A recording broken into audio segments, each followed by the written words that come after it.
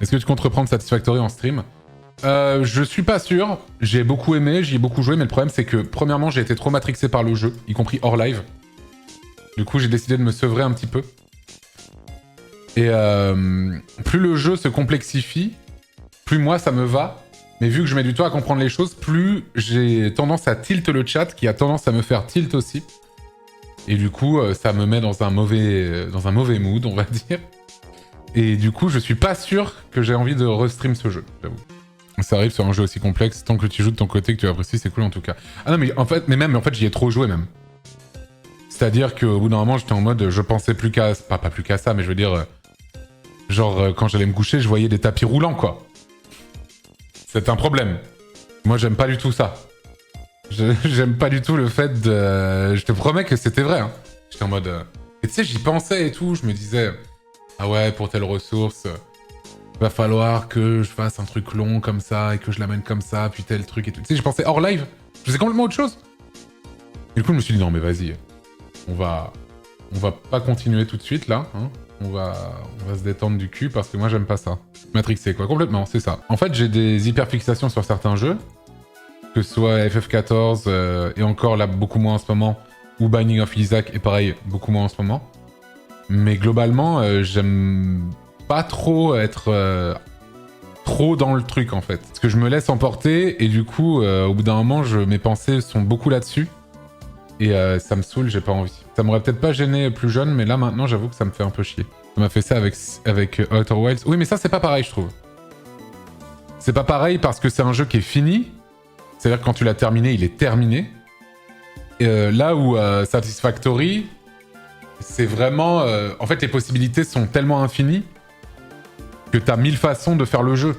Alors qu'à Outer Wilds, t'en as qu'une seule de bonne, globalement. Même si tu le fais dans l'ordre que tu veux, etc. Et c'est normal que t'y penses pendant le truc, mais sauf que ça va pas durer plus de 30 heures, grand max.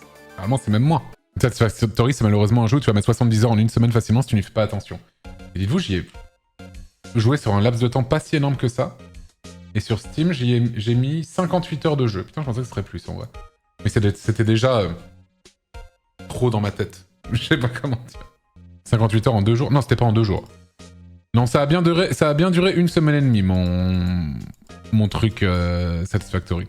Et en plus, oui, 58 heures en 2 jours, c'est juste pas possible, effectivement. Je tombe facilement dans des jeux Vortex, typiquement Vampire Survivor, Balatro et tout.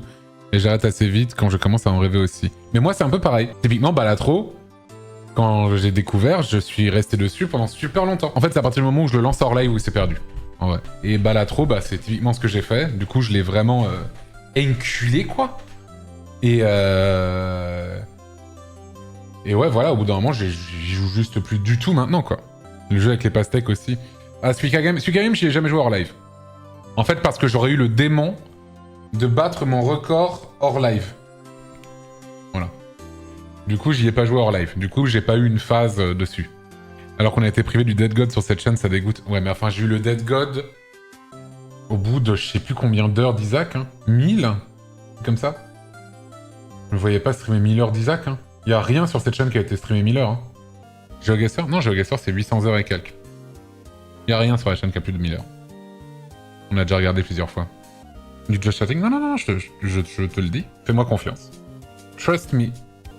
Je trouve ça fou de faire un jeu plus de 200 heures perso, bah ça dépend quel jeu. Justement, pour moi, un jeu comme Binding of Isaac, si t'as le Dead God en 200 heures, franchement, bravo à toi, hein. Puis Isaac, c'est tellement incroyable comme jeu, en vrai. CK3, c'est un Vortex aussi. Putain, d'ailleurs, j'ai envoyé un DM à Domingo, parce que ça a l'air trop bien, Crusader King. Et en fait, ce genre de jeu, j'avoue, j'y joue jamais, alors que j'adore ça. Et j'aimerais bien essayer, mais je sais pas si j'essaierai en live ou quoi. Mais en tout cas, essayer de voir un peu comment c'est. Mais je pense que la prise en main, elle est difficile, je crois, un peu sur ce jeu-là. Et le fait de le faire en live, je sais très bien comment ça se passe sur les jeux un peu compliqués comme ça. Je sais que le chat peut avoir tendance, justement, d'en parler tout à l'heure, à perdre un peu patience quand on comprend pas un truc très vite. Et du coup, j'ai quand même envie de découvrir avec le plaisir. Donc à mon rythme, ça veut dire.